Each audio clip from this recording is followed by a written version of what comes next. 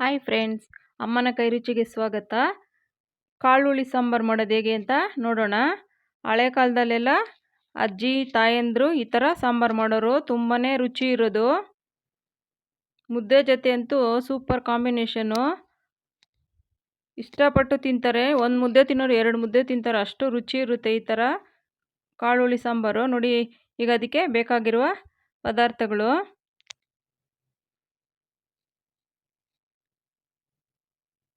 ನೋಡಿ, ಈರುಳ್ಳಿ 2 ಇದೆ, ಸ್ವಲ್ಪ ಹಸಿಕಾಯಿ, ಸ್ವಲ್ಪ ಹುಣಸೆ ರಸ, ಕೊತ್ತಂಬರಿ ಸೊಪ್ಪು, ಗಸಗಸೆ ಸ್ವಲ್ಪ. ನೋಡಿ, ಇಲ್ಲಿ ಸಾಂಬಾರು ಪೌಡ್ರು 2 ಸ್ಪೂನು, ಧನಿಯಾ ಪೌಡ್ರು ಒಂದು ಅರ್ಧ ಚಮಚ ಅಷ್ಟಿದೆ.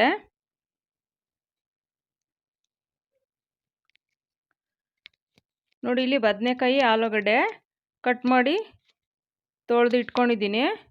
ಎಷ್ಟು ಬೇಕಾದರೂ ಹಾಕ್ಕೊಳ್ಬೋದು, ತುಂಬಾ ರುಚಿ ಇರುತ್ತೆ. ನಾನು ಸ್ವಲ್ಪ ಹಾಕ್ತಾಯಿದ್ದೀನಿ.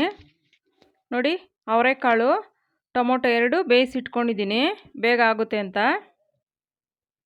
ಕಡಲೆಕಾಳು, ಅವರೆಕಾಳು ಮತ್ತು ಟೊಮೊಟೊ ಚೆನ್ನಾಗಿ ಬೇಯಬೇಕು. ಕಾಳು ಬೆಂದಷ್ಟು ಸಾರು ಟೇಸ್ಟ್ ಚೆನ್ನಾಗಿ ಬರುತ್ತೆ. ನೋಡಿ, 2 ಈರುಳ್ಳಿ ಇತ್ತಲ್ವ, ಈ ಥರ ಸುಟ್ಕೊಳ್ಬೇಕು.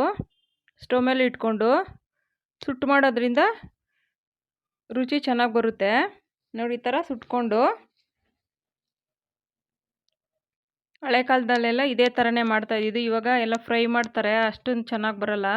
ನೋಡಿ, ಖಾರಕ್ಕೆ ಹಸಿಕಾಯಿ ಸ್ವಲ್ಪ, ನೋಡಿ ಸಾಂಬಾರು ಪೌಡ್ರು ಮತ್ತು ಧನಿಯಾ ಪೌಡ್ರು, ಗಸಗಸೆ ಸ್ವಲ್ಪ, ಕೊತ್ತಂಬರಿ ಸೊಪ್ಪು ಸ್ವಲ್ಪ,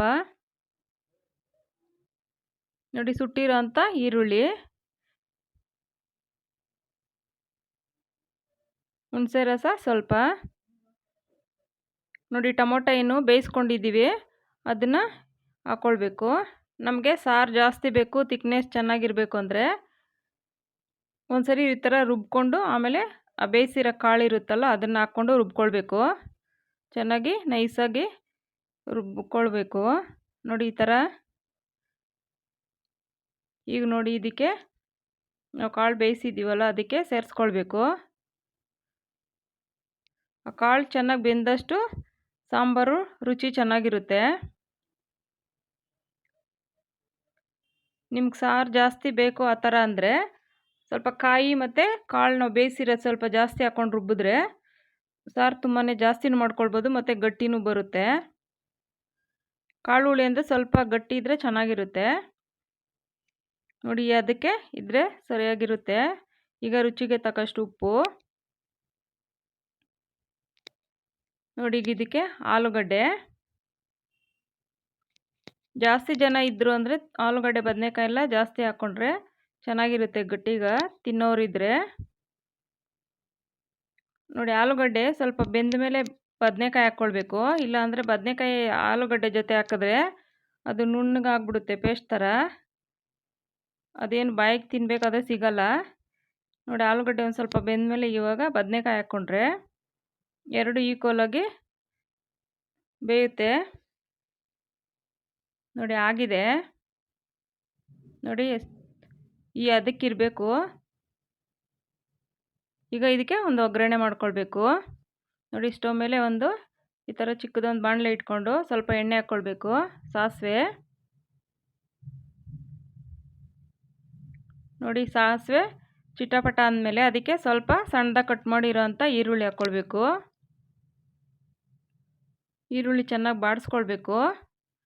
ಈಗ ಅದಕ್ಕೆ ಸ್ವಲ್ಪ ಕರಿಬೇವು. ತುಂಬಾ ರುಚಿ ಇರುತ್ತೆ ಮುದ್ದೆ ಜೊತೆಗೆ, ಅನ್ನಕ್ಕೆ ಎಲ್ಲ.